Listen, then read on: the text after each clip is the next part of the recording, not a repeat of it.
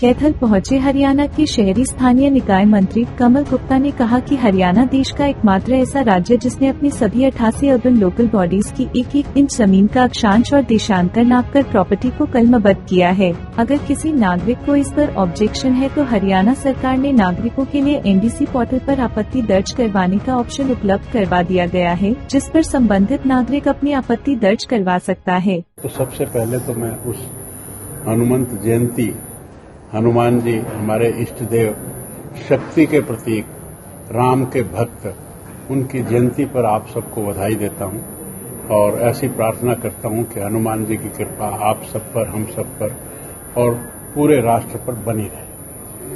रही आज की बात, तो मैंने पूरे प्रदेश में जिलों का प्रवास शुरू किया है और ये मेरी मीटिंग 11वें जिले, यानी कि इससे पहले मैं 10 जिलों की, उन 10 जिलों में जितनी भी ULBs थी, यानी कि अगर आज मैं इस जिले को इंक्लूड करूं तो 11 जिलों में और 47 ULBs की मैं मीटिंग ले चुका हूं।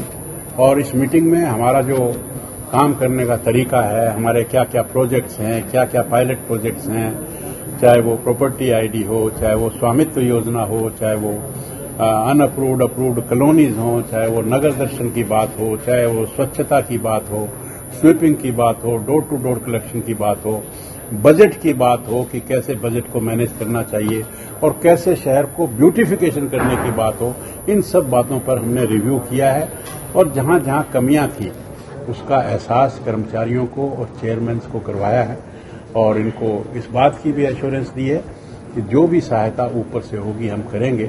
तो इसी के रिव्यू के लिए मैंने ये मीटिंग ली। और जो आपके टेंडर आए हैं, अगर आपकी नई मीटिंग आपने इस समीक्षा की होगी, पहले के रेट भी बढ़े हैं, लेकिन उसके बाद जो एजेंसी को टेंडर दिया गया है ना तो प्रॉपर ढंग से काम हो रहा है और जो पैरामीटर उसके हैं उनकी पालना नहीं हो रही है, तो जिम्मेवारी आपके पास उसकी समीक्षा की गई है, उसको इम्प्रूव करेंगे।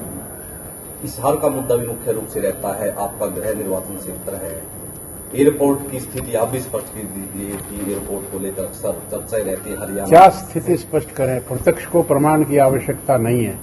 देश आजाद हुआ, हरियाणा में एक भी लाइसेंस्ड एयरपोर्ट नहीं था। हमारी पिछली सरकार ने लाइसेंस्ड एयरपोर्ट बनाया, वहां से फ्लाइट्स उड़नी शुरू हुई, वो बंद हो गई एक अलग बात है, लेकिन लाइसेंस्ड एयरपोर्ट बनाया। यानी कि माननीय मोदी जी ने जब RCS के तहत कुछ फ्लाइट्स सैंक्शन की तो बिना डिमांड किए, क्योंकि ये RCS था इसलिए यहां भी वो फ्लाइट्स मिली।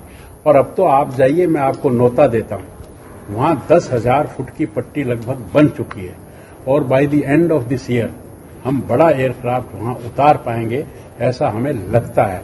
तो ये एक बहुत, और मैं आपको एक बात और बता दूं कि इस वक्त 7200 एकड़ जमीन उसकी एविएशन के नाम म्यूटेट हो चुकी है, यानी कि टाइटल डीड हो चुकी है और इतनी बड़ी लैंड पूरे वर्ल्ड में किसी भी एयरपोर्ट के पास नहीं है।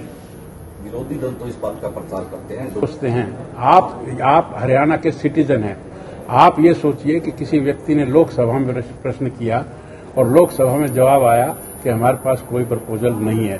प्रपोजल वहां हमने अभी भेजी नहीं। एक बच्चा 8वीं में ये सोचे कि मैं डॉक्टर बनूंगा, उसने कोई जुल्म तो नहीं कर दिया ना। आप उसको कहें कि तैने अभी PMT टेस्ट तो दिया नहीं, अरे PMT टेस्ट तो वो 12वीं करेगा तब देगा ना। हम जब ये कुछ सारा इंफ्रास्ट्रक्चर बना लेंगे तब अप्लाई करेंगे। अभी हम क्यों जब आदमी सोचता है कि मैं अंतर्राष्ट्रीय हवाई अड्डा बनाऊंगा, तो आपका क्या मतलब है कि मैं सेंटर में अप्लाई भी कर दूंगा? अप्लाई करने के लिए तो मैं बहुत सारी तैयारियां करूंगा और वो तैयारियां जब होंगी तब अप्लाई करूंगा। लेकिन आज हमने सोचा और आज हम उस ओर अग्रेसर हैं, ये कोई जुल्म करने वाली बात नहीं है।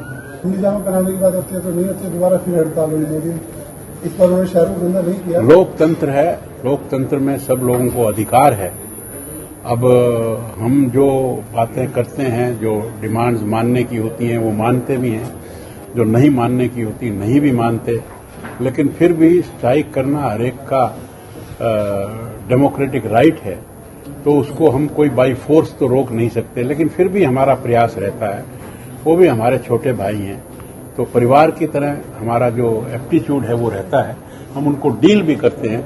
लेकिन फिर भी कई दफा ऐसा होता है तो वो what can not be cured must be endured. Sir, Kaithal में मल्टी लेवल पार्किंग की लंबे समय से डिमांड हो रही है, जानकारी मिलेगी, आपने आश्वासन भी दिया है। हाँ। आश्वासन है पूरा नहीं? मैंने देखा है, मैं मैटर को एग्जामिन करवाऊंगा। एक इनकी मल्टी लेवल पार्किंग की बात थी और दूसरा कोई टाइम स्क्वायर की बात थी, बैंक स्क्वायर की बात थी। तो दोनों को हम टेकअप करेंगे और जो भी संभव हुआ हम उसको करेंगे। सिटी स्क्वायर के लिए एक सफेद आती है, पिछले 7 साल से चल रहा है वो, लेकिन वो चल नहीं रहा है। ठेकेदार आता है, काम करता है, छोड़ के भाग नहीं, वो सब कोर्ट में भी केस गया हुआ है, वो शायद जेल में भी है। अब कई समस्याएं, टेक्निकल प्रॉब्लम्स होती हैं तो उनको फेस करना ही पड़ता है, पर फिर भी उससे निकलने का हम प्रयास करेंगे।